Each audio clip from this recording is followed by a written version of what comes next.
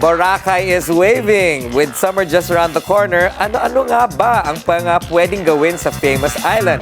To beat the heat, silipin natin sa agenda report ni Francis Polve. Isa sa top beaches sa Asia ang 7-kilometer island sa Malay, Aklan na sikat sa powdery white sand mula sa nadurog na coral at microorganisms. Minsan nang itinanghal ang Boracay bilang world's best island at hindi nawawala sa world's top tourist destination. Pinaniniwalaan na galing ang pangalan nito sa local Ati word na borak na ang ibig sabihin ay white cotton at bokay o bula. Binansagan din ito na Crocodile Island kahit walang aktwal na buhaya sa isla. Hugis crocodile kasi ito. Nahahati ang isla sa mga station. Station 1 na kilala sa luxury resorts at may pinakamalawak na beach. Station 2 ang commercial heart ng isla at Station 3 ang rustic side nito. Sumisikat na rin ang Station 0 na modern approach ng isla. Pinakasikat na landmark ng Boracay ang Willis Rock.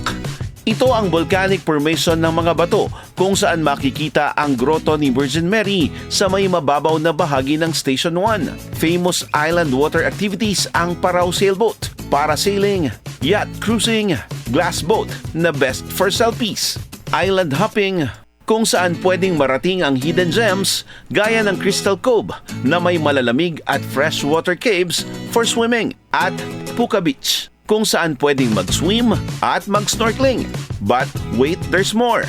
Swak ang fresh buko juice sa laot na refreshing sa gitna ng mainit na sikat ng araw sa gitna ng isla. At syempre dito sa Boracay, ang pinaka-the best ay ang sunset.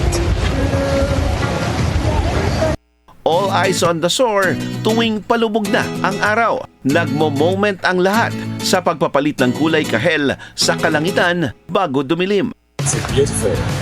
It's so beautiful. Yeah, and I think the sunset are the most amazing. Yes. We've been traveling for 2 months in Philippines. We have seen a few sunsets, and this is one of the most amazing, beautiful that we have seen so far. So, what places have you been to aside from Boracay? We went to Bohol, Siquijor, to Negros, to Sugar Beach in Negros, and that's about it. Yes. But the ambience and not only the sunset, but the whole ambience here is different. It's just amazing. This is so beautiful. More than picture-perfect sunsets, pwede ring subukan ng organic encounter, beach parties at marami pang iba sa samot-saring arts and culture na dito lang mai-experience sa Boracay. Sabi nga nila, once you've been to Boracay, you will always long for more. Para sa agenda, Francis Polve, Billionario News Channel.